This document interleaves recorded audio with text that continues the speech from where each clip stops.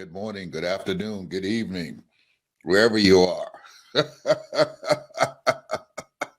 I thought about something I want to share with you because there's so much out there now. A lot of people looking at, and I look at things differently than most people.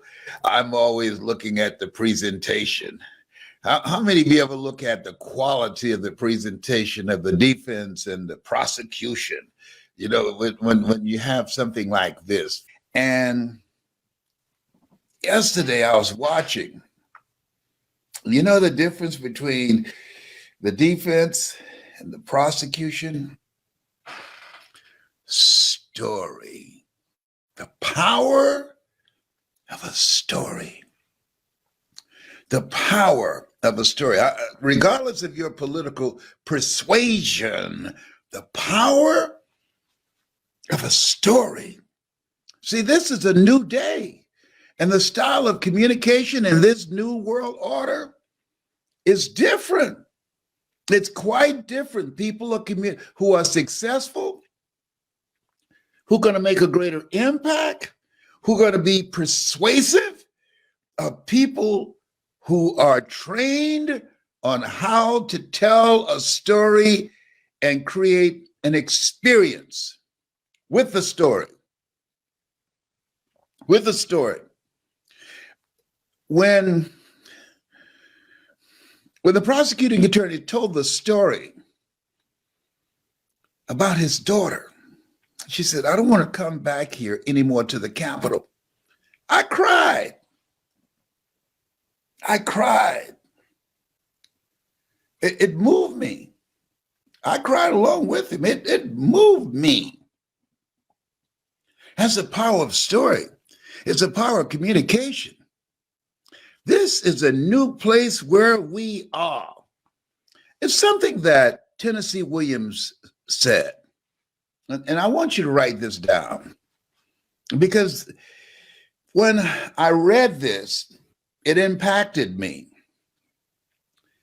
He asked the question. He said, when you look in the mirror, he said, there comes a time where when you look in a mirror, what you see is all you're ever going to see.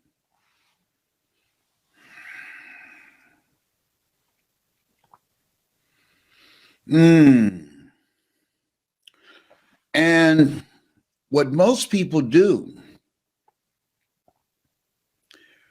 they stop really looking into their eyes and just look at their face. They make up their face. They don't make a commitment to transform their mind. They don't make a commitment to cultivate what's behind the eyes. They don't dissolve, they don't decide and become resolved to create something different that's looking back at them. And this moment for me, when I looked in the mirror, I remember it just came to me, dropped in my spirit, as Dwight Pleasure would say. I had broken up from a relationship, and I was in the mirror crying, and I was saying, "This just can't be me." My cousin Boo was with me. I said, "Boo, this just can't be me." I just cried like a little baby. Boo came in, and he said, as he looked in the mirror and saw my face, he said, "If it's not you, who is it?"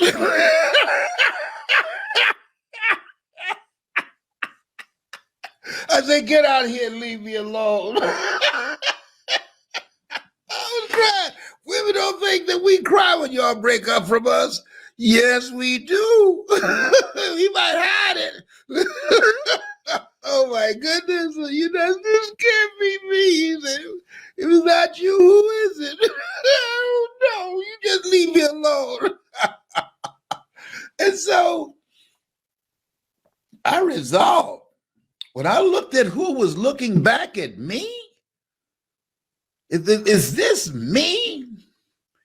where my life was at that point in time, what I know that I have going for me, and that guy who was looking back at me, I decided right then and there that was not it for me. He said, there comes a time in your life when you look in the mirror and you know what's looking back at you. That person who's looking back at you is all you are ever going to be. That's an awakening. And I said, no, this is not me. Sometimes you can just become so unconscious and oblivious to where you are. You've been on automatic. You just doing things without thinking, and you look around and time is going by and you say, wait a minute. How did this happen? How did I get here? And that voice says, wherever you find yourself at some point in time, you made an appointment to be there. Now you got a choice. Got a choice. You can ignore what's looking back at you, the man in the mirror, Michael Jackson, the woman in the mirror, or you can do something about it. And I decided I was going to do something about it. I decided that I was going to work on myself. See, you know, the difference between everything that exists, the power that we have above animals, and whatever else we see. A tree can't be anything but a tree. An alligator can't be anything but an alligator. A dog can't be anything but a dog. But human beings, we can be anything we desire to be. If we're willing to make the commitment, if we're willing to invest the time and the effort to rethink our lives, to reinvent ourselves, we can be anything. We can change what's looking back. And that was a moment, a decisive moment for me. Have you ever had that kind of moment before, where you looked at yourself and said, hey, what happened? That you didn't recognize you. Sometimes it can be in a relationship where you're dying together rather than living together. Sometimes it can be on a job where your hair is turning gray. That job is not you. You overworked and underpaid, and you're spending 40, 60 hours a week, somebody controlling your life, telling you how high to jump, and you know it's not you. You know it's not you. You're living a misplaced life. You know it. On Monday morning, people who do that, the heart attack rate increases by 35%. They end up dying on the toilet, getting ready to go to a job that's not them. 86% of people, they know it's not them, and they die of a broken heart of living a life that's not them, and they have the potential of greatness in them to do so much more, but they decided to ignore what they saw in the mirror and refuse to see it again. Just spend time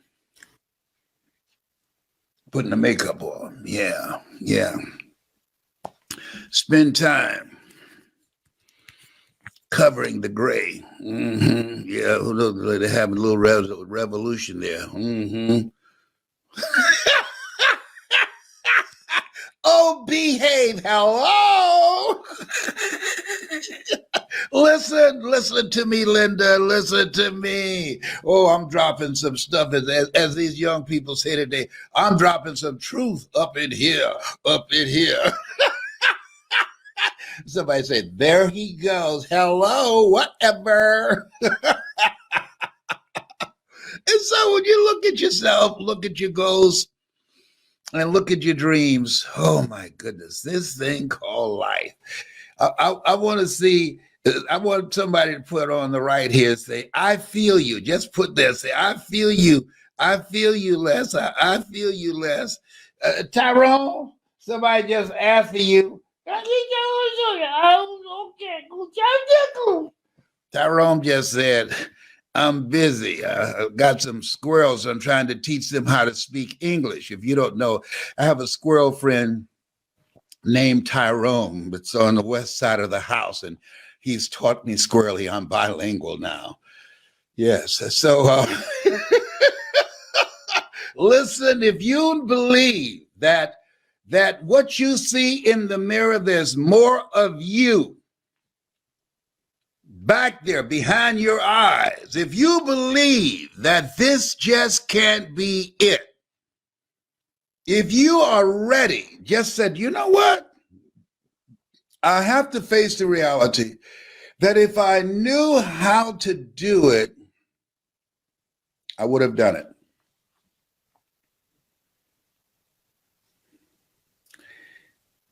You need a mentor. You need a coach.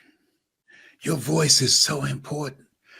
You see the difference of presentation. One just talking out their head, and the other one tells a story to make a point. You never make a point without a story, and you never tell a story without a point. It's a new world order. This is a new day. And because it's a new day, it's a new style of communication that's required in order to get a buy-in, in order to influence people, in order to transform people, in order to impact people. I was living in Crossroads Apartments off Sunbury Road in Columbus, Ohio. I just gotten fired from WVKL radio station. And I just said, you know, I can do more than just be here being angry. I can do more than that. And I decided to work on me. Robert Boyd, very good friend of mine, he came over to see me. Sometimes you need a friend who will tell you what you need to hear, not what you want to hear. He said, Leslie Brown? I said, yes. He said, things are not going to get better for you until you get better. Things are not going to improve in your life until you improve. That's all I got to say. And he turned and walked out. And I went and looked in the mirror.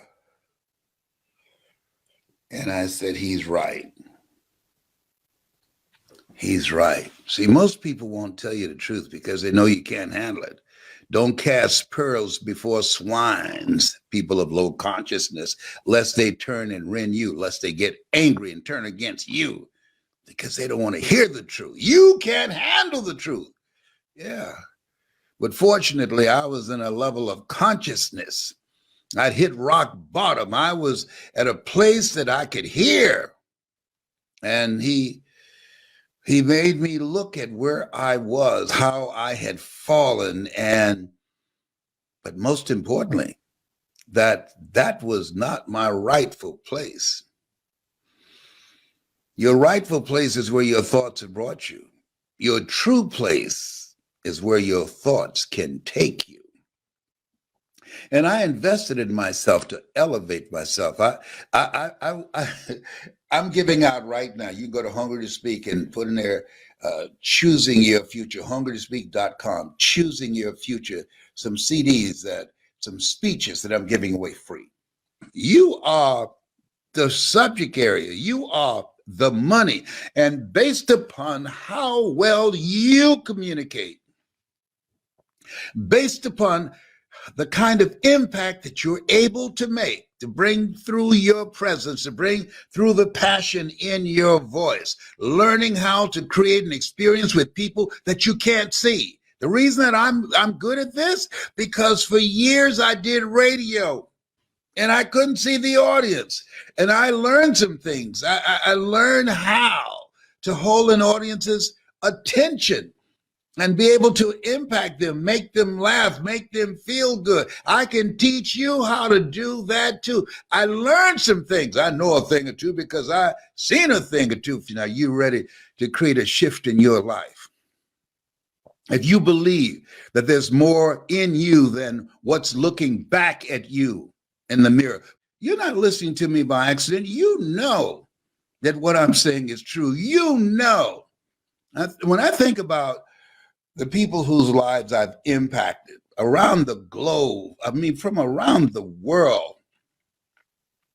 if I wasn't able to communicate, if I wasn't able to reach them, to expand their minds, to touch their heart, to ignite their spirit, we would not be having this conversation right now. You've got a power voice, and there's a system, there's a systematic process to access that voice. There's no secret to success. There's a system to success. And the people who know how to communicate, the people who know how to impact an audience, have them on the edge of their seat, can bring them to tears, having them laughing in their tears, are the people that are going to be successful in this new world order. And we saw it yesterday, and it's going on today. It's going on today. I mean, that man who talked about his son, his son, he had buried his son and his daughter as he was talking to his daughter and said, well, I apologize for what's going on, the riots that's taking place here. I'll bring you back another time. And his daughter said, Daddy, I don't want to come back anymore. Woo! Wow. And so this conversation is about developing your superpower. In the beginning was the word. See, our parents give us our bodies and our facial features and our physical features, but God give us our voice. In the beginning was the word, and the word was God and dwelt among men. Our voice. Death and life is in the tongue. Most people speak more death than they do life. Our voice. Thou shalt decree a thing, and it shall be established unto you. Oh, come on now. Come on. Our voice. You want to change your life, seek ye first the kingdom of God and his righteousness, and all these things shall be added unto you. When shall the kingdom of God come? The kingdom of God cometh not by observation. They shall say it's neither lo there, lo here. Behold, the kingdom of God. It's within you. It's within you. Woo, wow. Our voice, the kingdom is voice activated. That's why when you encourage someone, you stir up something in them. That's why when you speak, that you're able to ignite and release the kingdom of stories of greatness and potential and artistry, and enable them to expose themselves to a part of themselves that they can't go to by themselves, and that when you spoke, you exposed them to the kingdom of potential in them to live a larger life, to live the life that they were chosen to live their calling. A job is what you get paid for. A calling is what you're made for. And that calling is something that you love it so much you do it for nothing, but you do it so well that people will pay you to do it. Most people are doing things just to get paid. Let me tell you something. When you do something that's you, it's a different kind of feeling. It's a different kind of experience. If you're ready to make money with your voice, with your story, with your knowledge, with your experiences, with things that you've seen, things that you have observed, I got to tell you this story. Listen,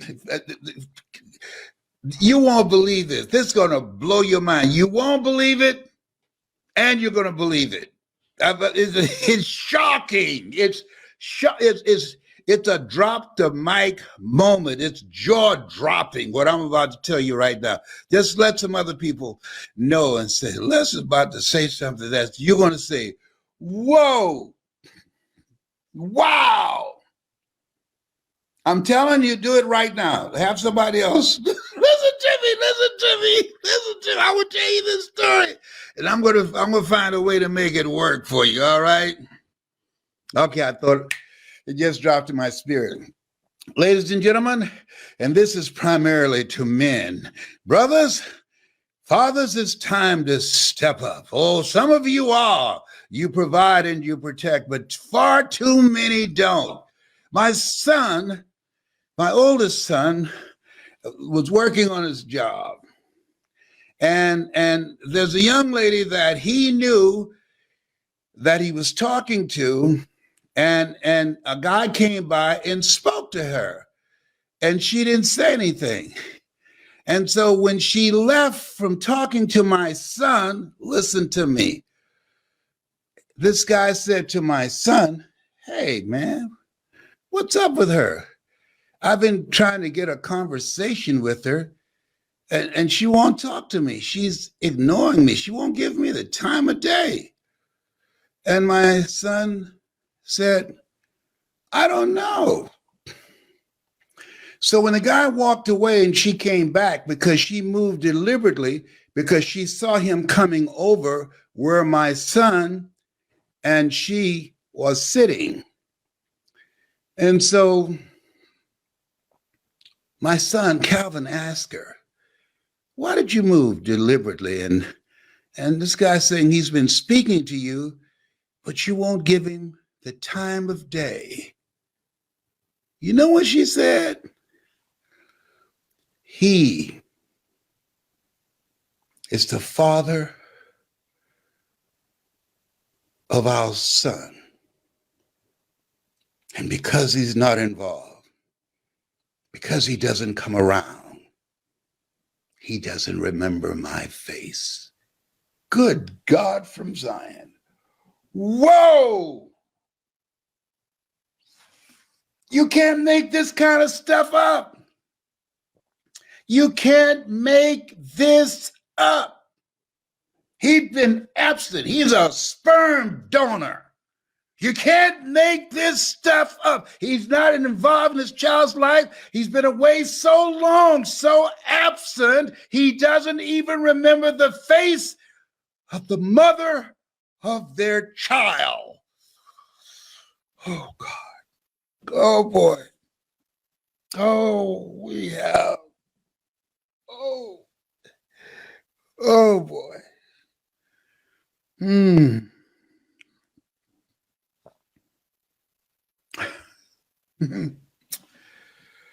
You can't make that up. That's heavy. Yes. Drop the mic.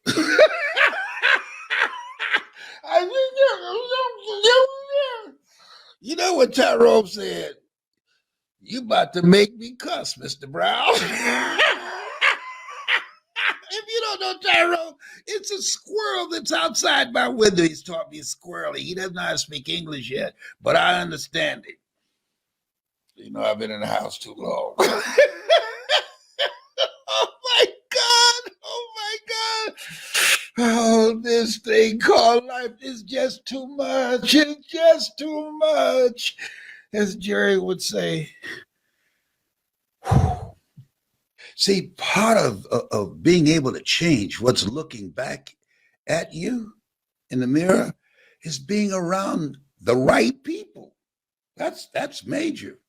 Being around the right people, having the right coach, the right mentor, having a different kind of environment, having different stuff coming in your ears. Nothing gets through except through the ears and the eyes. This is a time, this place where we are, you have to create a shift in your environment. You want to create an environment deliberately that sets you up to win. If you're ready to do that, so I'm ready to win. If you're hungry, see, the reason that I put in the work to change that guy that was looking back at me in the mirror, I was hungry to win. I was a father, a husband, I had car note and mortgage note. I was hungry to know the best part of myself that I did not see yet, and I was willing to invest in me to make that happen. I didn't have the money to do it, but I couldn't afford not to do it. See, sometimes when it comes to you, you got to become a no matter what person. That whatever it takes, that you're willing to do it. And part of that is to sacrifice. But when you start talking about how do I leave a legacy? How do I create a presence that when I die, that there will still be conversations beyond 2 weeks after I'm gone? A friend of mine died, and somebody asked, hey, well, I haven't seen Marvin for a few days. Oh, Marvin's dead. He's dead. Yeah. How long he's been dead? Oh, man, about 6 months? Are you kidding me? I didn't know. You know why I didn't know? Because Marvin's life was so inconsequential. His presence was not missed. Now, most people, when they die, their presence will not be missed. But there's certain people, when they go, the word will go out. The word will go. John Lewis, oh, the word went out. Elijah Cumming, the word went out. These are bad brothers up in here. Aunt Boo Boo, Cicely Tyson, that's what we call her, Aunt Boo Boo. Cicely Tyson, when she took her last breath, the word went out. Her presence was felt. She made an impact. Those brothers made an impact with their lives. We're here to make a difference. Make an impact. If you're ready to make an impact, if you're ready to learn how to do that, to be around the right people, to be in a community of people that will introduce you to a part of yourself that you can't discover by yourself. If you're hungry, got to be hungry. And this place where we are right now, you want to make it? Some stuff's about to happen. The bottom's about to drop out.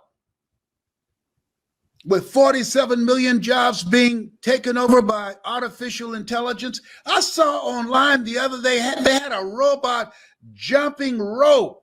I'm not making this up. A robot jumping rope, making salads, pouring drinks. Excuse me? I'm not making this up. This is the time you have to reinvent yourself to stay ahead of technology. This is the time you want to give yourself a competitive edge, because that's what you have to do. If you're around people who are on the same level that you are, who have not done what you've done, that you can't learn from, if you're around people who don't lift your spirit, people who don't inspire you, people who don't hold you accountable, people who don't challenge you, people that you can't learn by, you earn within $2,000 to $3,000 of your closest friends. You around me, you learn how to earn $70,000 an hour or more. Why? Because of the relationship.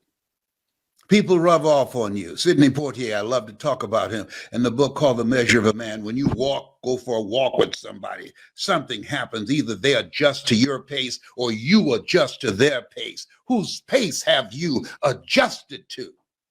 And most of us been adjusting to the pace of people below us, people who have no goals, people who have no dreams, people who are doing the same thing day in and day out.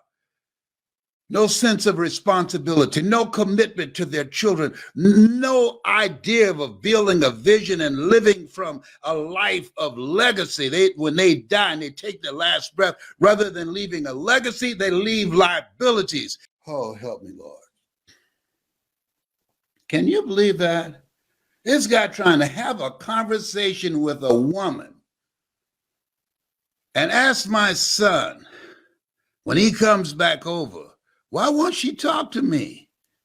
What's up with her? She's stuck up for something?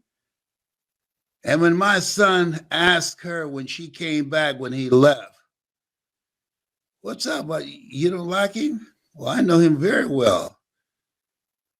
We had a baby together.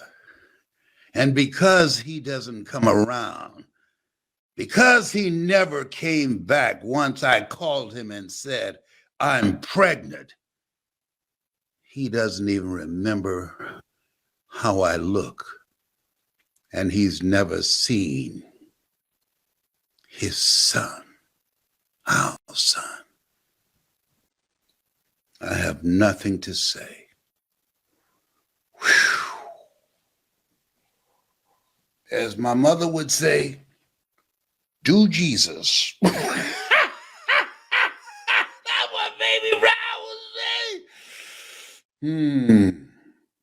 I think I'm gonna land this plane. My goal is I'm here because of God's grace and mercy. I know that.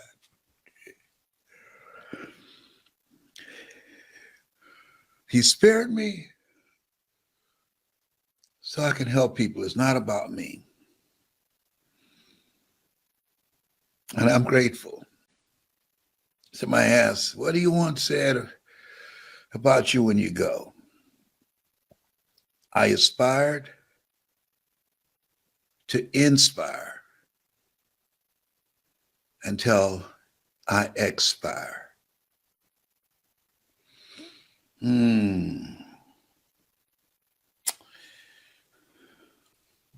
You have something special. You have greatness in you. Allow me to work with you in my community of greatness and bring out your power voice. There's a systematic process. There's no secret to success. There's a system to success. I've used it. I've done it. This has been Mrs. Mamie Brown's baby boy. It's been a plum-pleasing pleasure, as well as a privilege. That's my story, and I'm sticking to it. Bye for now.